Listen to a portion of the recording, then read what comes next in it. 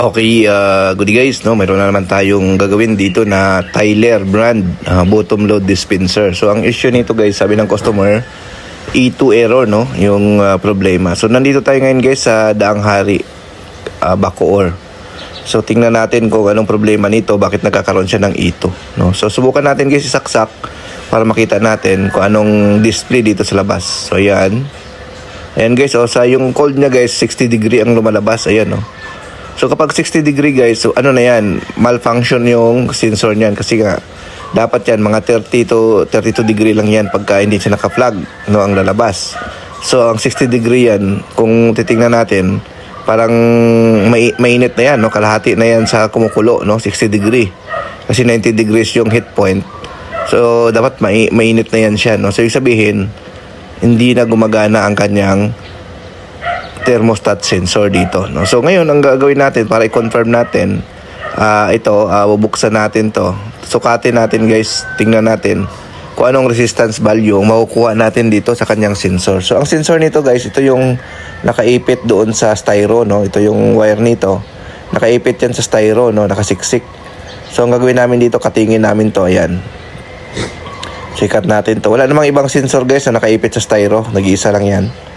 So yan, i-splice natin. So sukatin natin kung anong resistance value yung makukuha natin dito, no, para malaman natin kung talagang sira na yung pinaka sensor. So ang resistance value kasi guys ng mga sensor nito ay nasa 8 kilo ohms dapat, no. So tingnan natin kung 8 kilo ohms ang makukuha natin dito. So ayan guys, i-splice natin para ma-check natin. Ayan. So tingnan natin guys kung anong reading, mga reading natin. So gamit tayo ng tester, sukatin natin, no. So sakit do guys ng mga bottom load talaga, no, yung mga ganitong problema. Kadalasan talaga diyan mga sensor na sira, no. So yun talaga ang problema ng bottom load, no. So ito guys, testerin natin. Gamit ang resistance, kunin natin yung naka-salpak na sensor kung anong sukat na, anong value makukuha natin.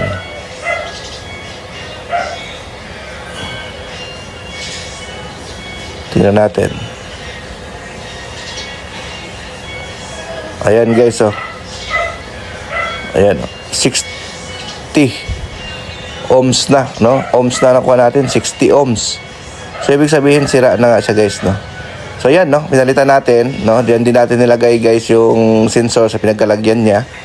So ayan, testing na natin, no? Ayan guys, 26 degree na yung nilabas niya. So yan, good na yan, no? So kanina kasi 60, no, 60 degrees yung binibigay niya, mainit yun, no. Samantala hindi naman nakasaksak yung unit, no. So yun, so isabihin sira talaga yung kanyang defrost sensor. So yan, so kung gusto niyo magpa-service, message lang. Thank you, bye bye.